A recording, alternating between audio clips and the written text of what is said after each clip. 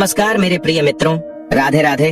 दोस्तों, एक बार फिर से स्वागत है आप सभी मित्र बंधुओं का। दोस्तों, एक बार माता लक्ष्मी क्षीर सागर में भगवान विष्णु के पैर दबा रही थी, तो पैर दबाते दबाते माता लक्ष्मी ने भगवान विष्णु से कहा, हे प्रभु, आज मेरे मन में 3 प्रश्न उठ रहे हैं। यदि इन 3 प्रश्नों के उत्तर देकर आप मुझे संतुष्ट करेंगे तो मेरे मन को बहुत शांति मिलेगी। तब भगवान विष्णु कहते हैं, हे देवी, आखिर तुम्हारे कौन से 3 प्रश्न हैं? तो माता लक्ष्मी कहती है, हे प्रभु, वह कौन सी स्त्री होती है जिसके भाग्य में संतान सुख नहीं होता है? दूसरा प्रश्न है कि कौन सी स्त्री समय से पहले विधवा होती है? और मेरा तीसरा प्रश्न है कि कौन सा श्रृंगार करने से स्त्री को स्वर्ग में स्थान प्राप्त होता है? दोस्तों, तब भगवान विष्णु कहते हैं कि हे लक्ष्मी, यह तुम्हारे तीनों प्रश्न बहुत ही ज्यादा महत्वपूर्ण हैं। जो भी व्यक्ति इन तीनों प्रश्नों के उत्तर समझकर इस पर्याप्त ज्ञान को अपने जीवन में उतार लेता है, उसे जीवन में सुख की प्राप्ति होती है। दोस्तों, भगवान विष्णु कहते हैं, हे देवी लक्ष्मी, अब मैं तुम्हें तुम्हारे तीनों प्रश्नों के उत्तर एक छोटी सी कहानी के माध्यम से देने वाला हूँ। इस कहानी के माध्यम से तुम अपने तीनों प्रश्नों के उत्तर ठीक तरह से समझ पाओगी, परंतु मेरी एक शर्त है, जब तक मैं कहानी सुनाऊं तब तक तुम्हें इस कहानी को ध्यान से सुनना है। तो माता लक्ष्मी कहने लगी, प्रभु, मैं आपको वचन देती हूँ कि इस कथा को मैं पूरे मन और लगन से सुनूंगी। आप कृपया उस कथा को आरंभ करें। तो दोस्तों, आप सभी से एक विनती है कि आप भी इस कथा को पूरा जरूर सुने। इसे आधा अधूरा सुनना पाप माना जाता है। कथा शुरू करने से पहले कमेंट में जय माँ लक्ष्मी और जय श्री हरि विष्णु अवश्य लिखे। साथ ही वीडियो को लाइक करना न भूले। तो चलिए आरंभ करते हैं। प्रिय बंधुओं, भगवान विष्णु कहते हैं, हे लक्ष्मी, किसी राज्य में एक छोटा सा नगर था। उस नगर में एक सेठ रहता था। उस सेठ के 2 बेटे थे और सेठ के बेटों की शादी भी हो चुकी थी। सेठ की पत्नी और सेठ के बड़े बेटे दोनों का ही स्वभाव दुष्ट प्रवृत्ति का था। इसलिए सेठ की पत्नी अपने बड़े बेटे की पत्नी से बहुत ही ज्यादा प्यार करती थी, मगर छोटे बेटे की पत्नी जो थी वह बड़े ही अच्छे स्वभाव की थी और वह एक पतिव्रता स्त्री भी थी और पूरे घर का सारा कामकाज भी वह अकेले ही करती थी। इतना कुछ होने पर भी सेठ की पत्नी और बड़े बेटे की पत्नी छोटी बहू का हमेशा ही अपमान करती रहती थी। दोस्तों, भगवान विष्णु कहते हैं, हे लक्ष्मी, सेठ के बड़े बेटे की बहू को एक बेटा था और छोटी बहू को एक पुत्री थी। सेठ की पत्नी हमेशा पुत्र को लेकर छोटी बहू को ताना मारती रहती थी, लेकिन वह क्या कर सकती थी, वह हमेशा उनके ताने सुनती रहती थी। दोस्तों, तब भगवान विष्णु कहते हैं, हे लक्ष्मी, अब मैं तुम्हें छोटी बहू की कहानी अच्छे तरीके से समझाता हूँ। इस कहानी से तुम्हें तुम्हारे पहले प्रश्न का उत्तर प्राप्त होगा। तुम्हारा पहला प्रश्न था कि कौन सी स्त्री के भाग्य में पुत्र की प्राप्ति नहीं होती है। तब भगवान विष्णु कहते हैं, देवी, उस सेठ की जो पत्नी थी वह पहले से ही बड़े ही दुष्ट स्वभाव की थी। उसके कुटिल स्वभाव से सभी घर वाले बहुत ही ज्यादा परेशान थे, परंतु अपनी सीधी साधी छोटी बहू को वह कुछ ज्यादा ही परेशान करती रहती थी। उसको सताने में उसको बहुत ही ज्यादा आनंद आता था। सेठ के छोटे बेटे की पत्नी का नाम सुकन्या था।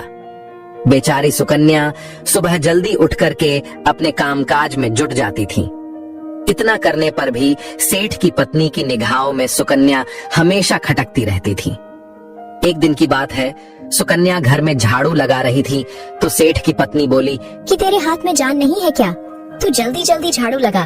मैं मंदिर जा रही हूँ। मेरे लौट कर आने से पहले तू भोजन बनाकर तैयार रखना और आते ही मैं उस भोजन को ग्रहण करूंगी। और सुन, अन्न का एक दाना भी बर्बाद ना हो पाए। बेचारी सुकन्या करती भी तो क्या वह अपनी सास की बातों को सुनती रही। तब घर की सफाई करने के बाद सुकन्या खाना बनाने में लग गई। खाना बनाते समय वह मन में सोच रही थी कि मैं इतना काम करने के बाद भी एक पल के लिए चैन की सांस नहीं ले पाती हूँ और मेरी सास हर समय मेरे काम में कोई ना कोई गलती निकालती रहती है। सुकन्या यह सब सोच ही रही थी, जितने में दरवाजा खटखटाने की आवाज आई तो सुकन्या ने सोचा कि अभी तो भोजन तैयार ही हुआ है, लगता है मेरी सासू माँ आज जल्दी ही लौट आई है। जब सुकन्या ने दरवाजा खोला तो उसने क्या देखा कि बाहर दरवाजे पर एक सन्यासी महात्मा खड़े हैं।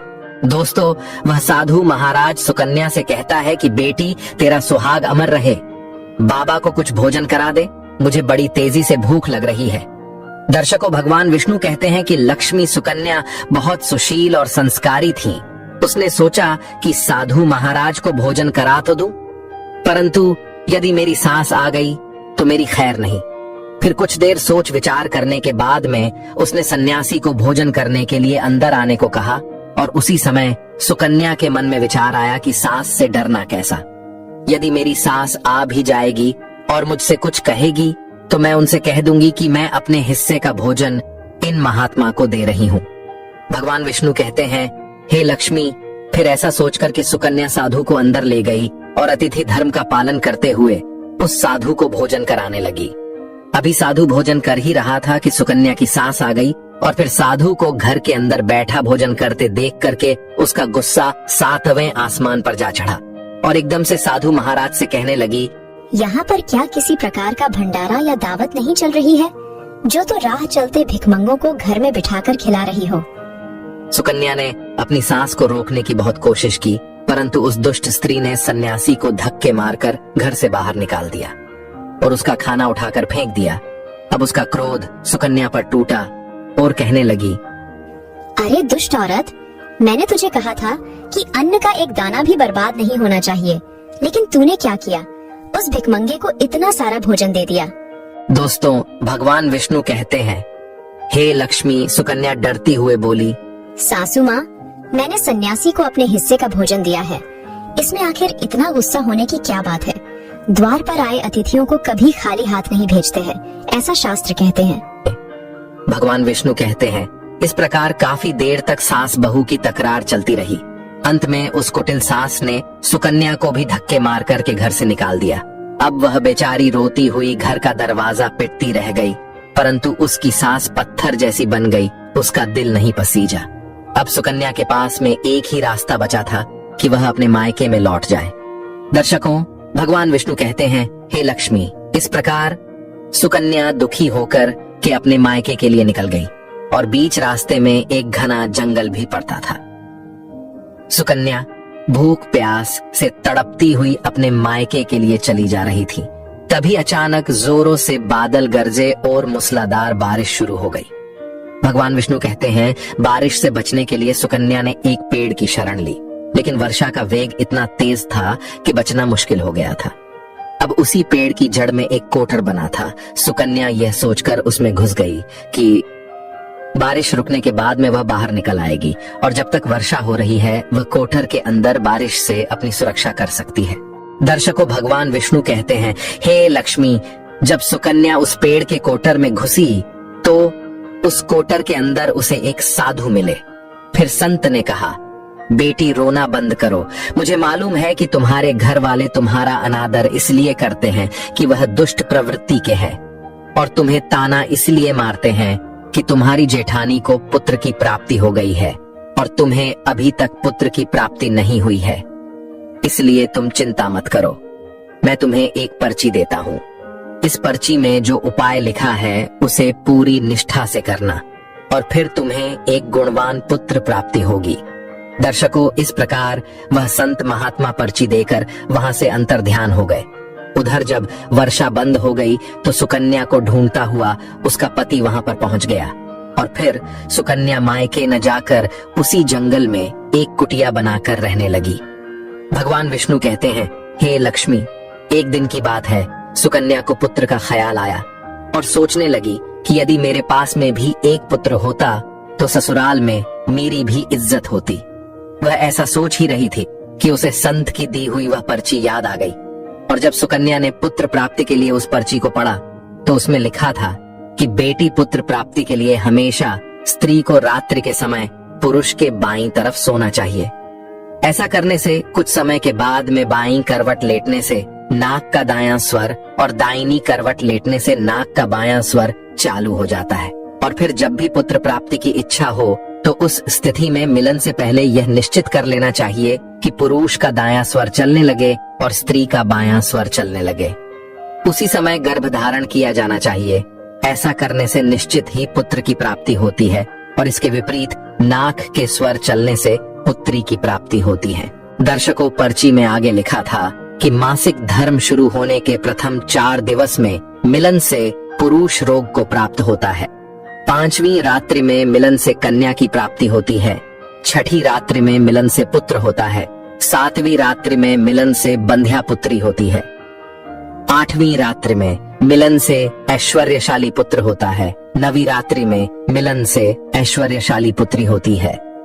10वीं रात्रि में मिलन से अतिश्रेष्ठ पुत्र होता है। 11वीं रात्रि में मिलन से सुंदर व अच्छे संस्कार वाली पुत्री होती है। दर्शकों, भगवान विष्णु कहते हैं, हे लक्ष्मी, इस प्रकार उस सुकन्या ने 10वीं रात अपने पति से मिलन किया और गर्भ धारण किया।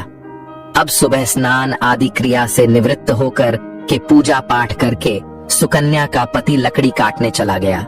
उसके पति के जाने के बाद तूफान आ गया। अब सुकन्या की झोपड़ी तूफान में उड़ गई और भारी बारिशा होने लगी। और फिर सुकन्या बारिश से बचने के लिए एक पेड़ पर एक पता लिखती है। ये पता उसी कोटर का था जिस कोटर में सुकन्या बारिश से बचने के लिए पहले छुप गई थी।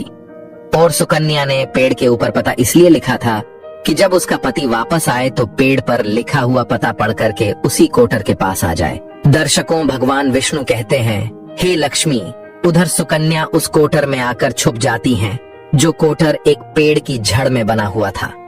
उस पेड़ के पास में 2 राक्षसी का निवास स्थान था। इधर तो वह सुकन्या वर्षा से बचने के लिए उस कोटर में छुपी हुई थी और उधर वह दोनों राक्षसी बारिश से परेशान होकर के उस पेड़ की तरफ चली आ रही थी। फिर तो पेड़ के नीचे आकर के एक राक्षसी कहने लगी, अब तो चला भी नहीं जाता, वरना मन तो कर रहा था कि सोना टापू पर चली जाऊं।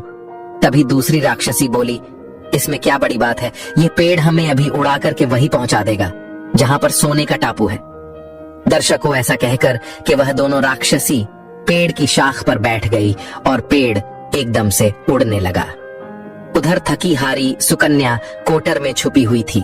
कोटर में घुसते ही सुकन्या को नींद आ गई थी, लेकिन पेड़ के उड़ने से लगने वाले झटकों से सुकन्या की नींद खुल गई और पेड़ को उड़ता देखकर कि वह एकदम से घबरा गई। दर्शकों, जब सुकन्या ने कोटर से बाहर देखा तो पेड़ की डाल पर 2 राक्षसी बैठी थी। अंततः सुकन्या ने परिस्थिति के साथ समझौता किया और सोचा कि जो होगा अच्छा ही होगा। फिर कुछ देर की उड़ान के बाद में वह पेड़ एक सोना टापू पर पहुंचकर के उतर गया।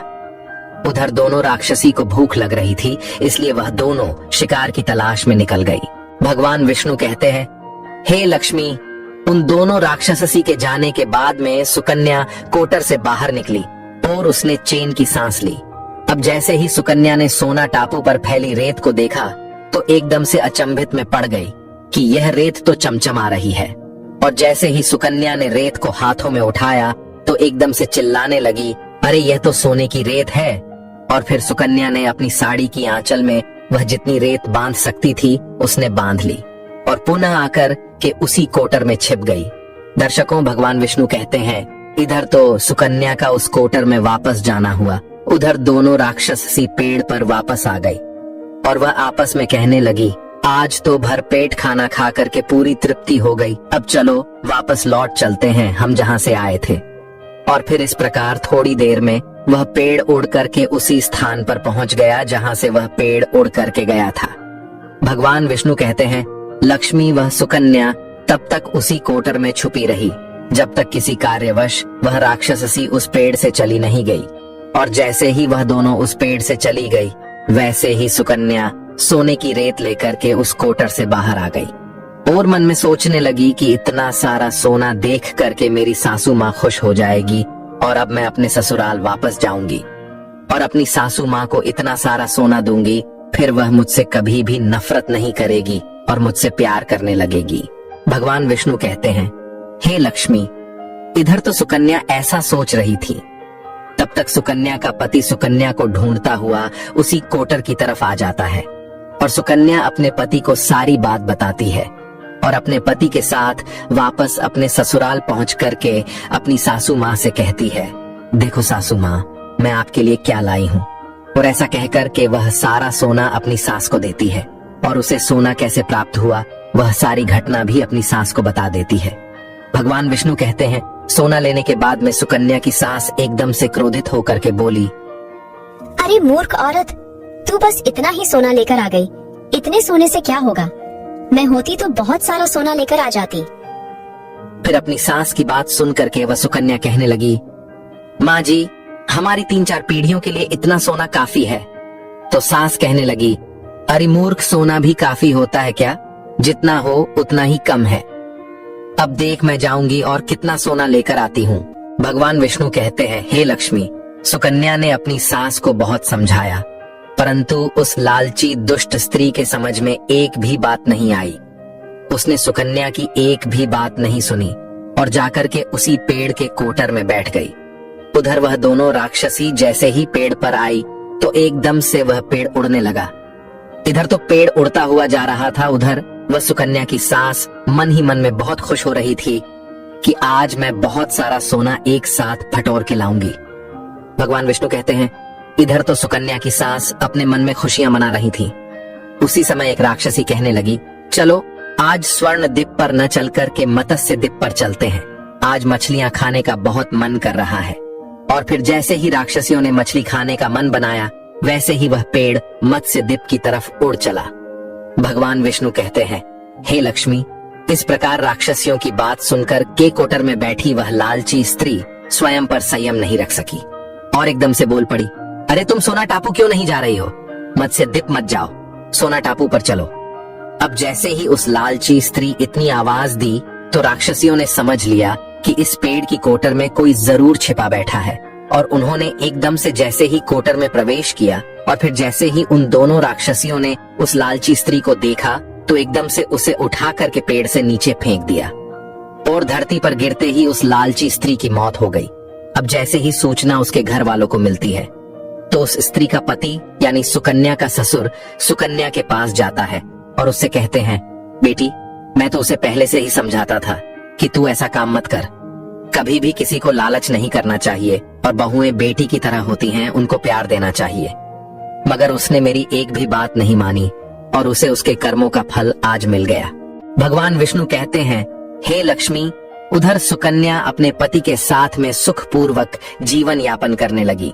फिर कुछ समय गुजरने के बाद में सुकन्या को एक गुणवान पुत्र की प्राप्ति हुई और पुत्र की प्राप्ति के बाद सुकन्या की खुशी का ठिकाना नहीं रहा और वह भगवान का शुक्रिया करने लगी।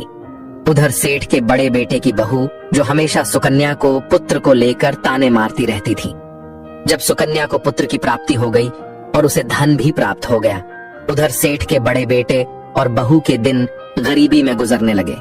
तो सेठ की बड़ी बहू जाकर के सुकन्या के आगे हाथ जोड़ करके अपनी गलती के लिए माफी मांगने लगती है। सुकन्या एक बहुत ही दयावान स्त्री थी और बहुत ही मधुर संबंध वाली स्त्री थी, इसलिए वह अपनी जेठानी को माफ कर देती है और वह जो भी सोना लेकर आई थी उसमें से कुछ सोना वह अपनी जेठानी को भी दे देती है। इस प्रकार वह पूरा परिवार अच्छे से जीवन यापन करने लगता है। भगवान विष्णु कहते हैं, लक्ष्मी, इस प्रकार जब समय धीरे धीरे सुखपूर्वक व्यतीत होने लगा तो सेठ की बड़ी बहू का जो पुत्र था वह अवगुणी था, इसलिए उसने सारा धन अवगुणों में बर्बाद कर दिया और सुकन्या को जो पुत्र हुआ था वह बहुत ही गुणवान था। वह अपने जीवन में इतना आगे बढ़ा कि उसने अपने माँ बाप का नाम रोशन कर दिया। और फिर जब सुकन्या और उसकी जेठानी का जीवन समाप्त हुआ तो सुकन्या को स्वर्ग की प्राप्ति हुई और उसकी जेठानी को नरक में स्थान मिला। भगवान विष्णु कहते हैं, लक्ष्मी, तुम्हारा पहला प्रश्न था कि कौन सी स्त्री के भाग्य में पुत्र नहीं होता, तो समझ लो, संत के द्वारा दिए गए पर्चे के विपरीत जो कार्य करते हैं उनके भाग्य में पुत्र योग नहीं होता। लक्ष्मी, तुम्हारा दूसरा प्रश्न था कि कौन सा गहना पहनने से स्त्री या पुरुष की दर्दनाक मौत होती है, तो समझ लो, वह है लालच रूपी गहना जो सेठ की पत्नी ने पहना था और खूब सारा सोना लाने के लालच में कोटर घुस गई और राक्षसियों द्वारा नीचे फेंक दिए जाने के कारण सेठ की पत्नी की दर्दनाक मौत हो गई। इसलिए लालच रूपी गहना कभी नहीं पहनना चाहिए। लक्ष्मी, अब तुम्हारा तीसरा प्रश्न था कि कौन सा श्रृंगार करने से स्त्री को स्वर्ग में स्थान मिलता है, तो वह चरित्र रूपी श्रृंगार यानी कि चरित्रवान और पतिव्रता स्त्री।